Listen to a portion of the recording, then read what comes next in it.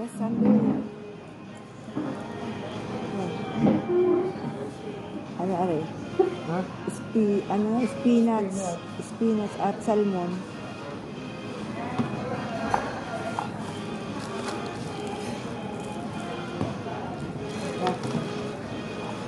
Kami kaunting isdang urata na parang tilapia. Ayun, kainan na.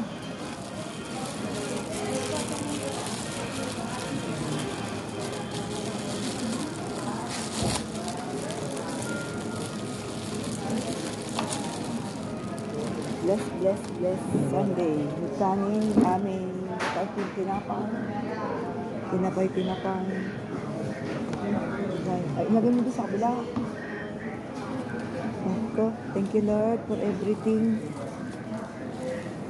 Sarap Ayan Ito ay spinach na may salmon. Bono. So, si Mangya nagdali na ng kanyang isda. Mahiligin sa isda.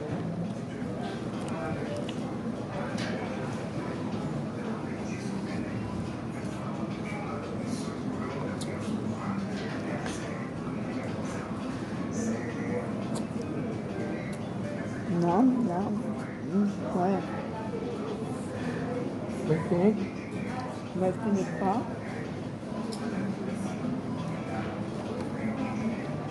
Kain ka Mangya. Yan.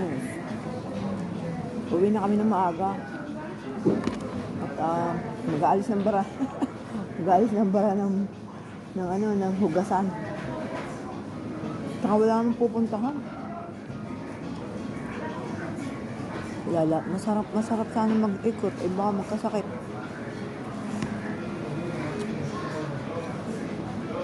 Umuwi na kasi si Nabitang. Bono. Sarap to. Sarap kaya. Dapat lang ay apumikato ang ginamit na. Apumikato. Salmon, oo. Dini ko muna. Tabi-tabi. Hilahin mo ang silya. Nam. Maganda ka na yung da. Alat lang. Maalat ga? Halin na maalat? Ha? Mura bagay hindi masandok. Ayaw magpasandok naman yan. Hari parang tilapia. Magsisig ang sana kami doon kay Nabitang. Walang susi. Bukas. Sa isang linggo.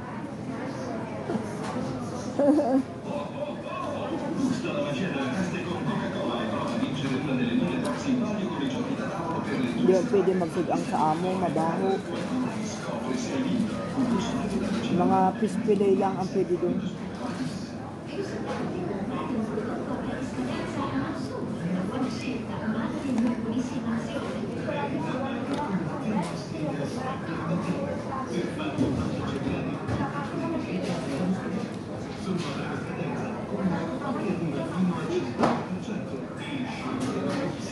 Kaunting tilapia.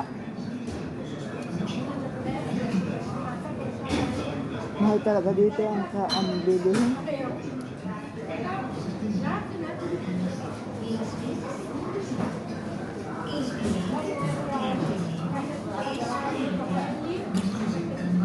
Kasi ang isang kilo nung burata ang tawag din Ang isang kilo nun ay magkano nga mo rin? 12? 12. Bali ang isang uratang malaki-laki ay nahalaga ng hindi lang 8 pala 8 kalating kilo 8 di sa 6 or 20 isang kilo. Normal na isda lang yun. Ang salmon ngayon ay dating 5 na fileto na gano'n na niluluto namin sa gabi. tigli 5 lang, ay ngayon 7, 7, 8, depende sa kakapal.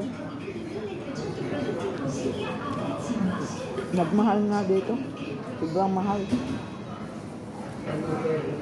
At least may trabaho. Kasi hindi mo mabibili pagka walang trabaho.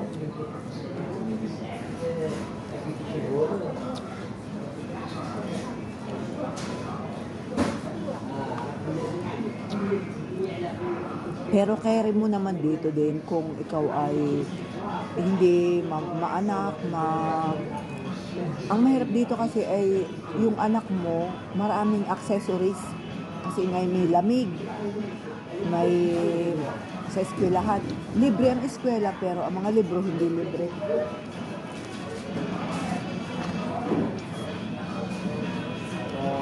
Pag ikaw may 2 anak, nako, paghihirapin ka dito.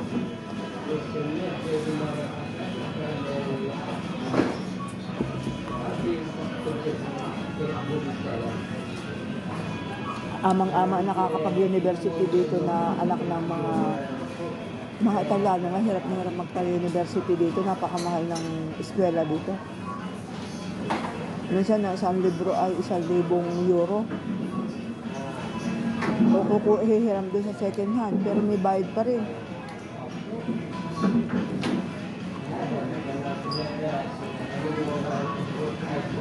Sa atin, isang taon nang matutula yung 1,000 euro. O isang buwan lang yun. Hindi ko alam sa atin kung magkano lang. Libro lang yun. Wala. Ang university dito may bayad din.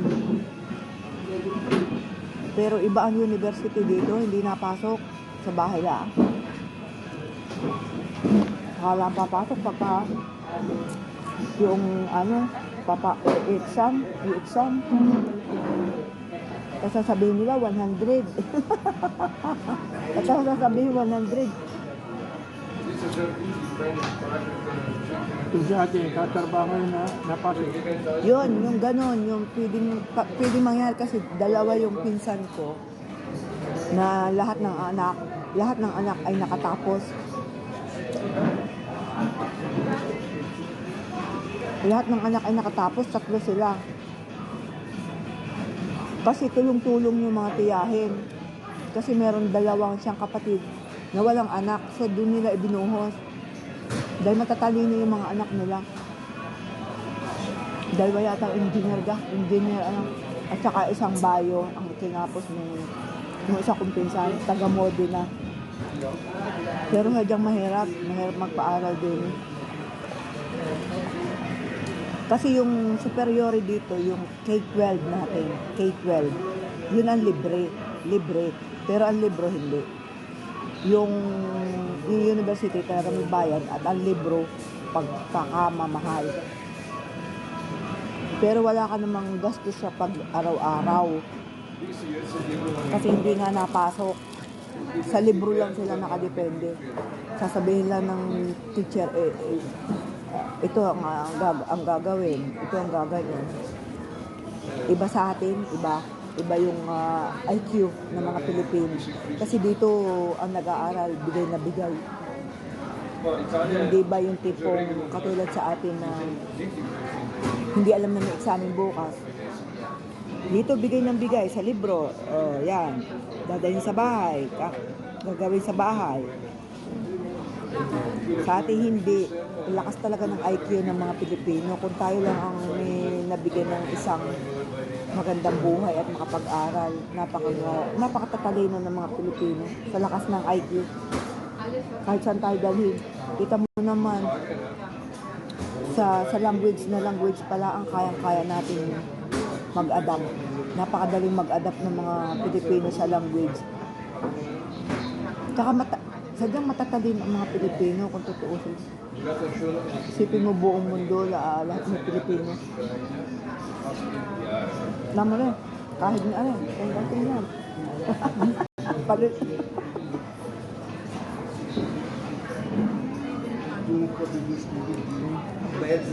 Natira pa naman yan. Masarap naman ang isda na are. Lalo na yung yung magkakaiba kasi ang Pinag-aanuhan nito, isa sa dagat, palakaya sa dagat, at isa ay sa mga, yung fish pan, no? Iba kasi yung nasa dagat, ang fish pan. Meron kasi nasa dagat ang fish pan. Nakalagay naman doon kung galing sa dagat or sa tubig. Mas malasa kasi yung fish pan sa dagat.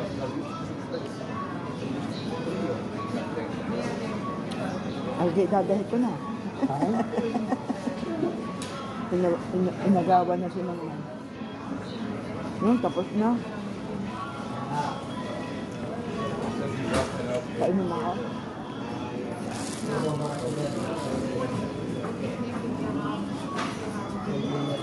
Kaya minsan mga bata dito pagka nakapag-umpisang magtrabaho, sana hindi bumitaw yung anak ni Bitang na panganay. Nagtatrabaho sa McDo, tapos yan na ang nagsusustento sa sarili. Natulong din naman ng ina niya, pero kakatuwa. Siya na ang nag-ano ng kanyang sarili. Siya na ang nabili ng kanyang mga gamit. Siya na ang nabili ng kanyang mga sapatos, ng kanyang mga gamit pagka sa trabaho, mga sapatos, mga damit, jacket.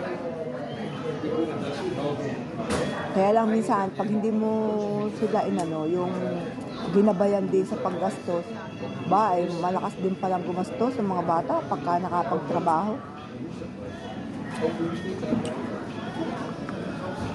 Gusto agad tig 200 ang mga jacket, mga sapatos, agad 100 mahigit ang bili.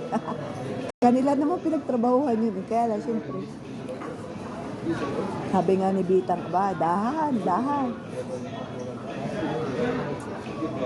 Dapat din turuan kung paano gamitin ang pera.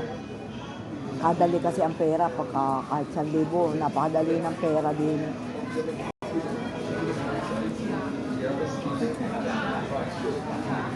Yan, ubos na. Magkakape ka pa ga. Apoy, matagal pa tayo dito. Gagawa pa tayo.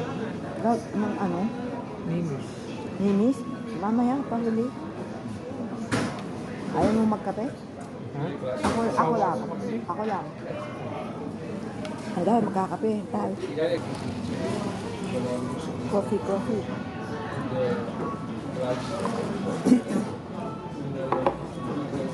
Lagi may coffee.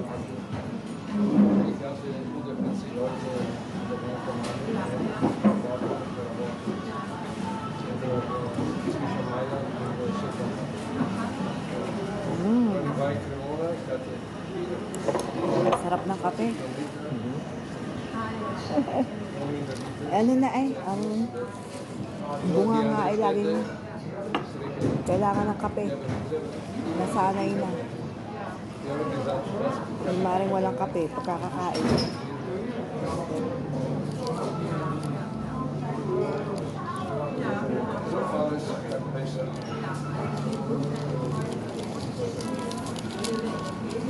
Thank you sa inyong lahat ha. Thank you. Salamat. Bom. Thank you very much.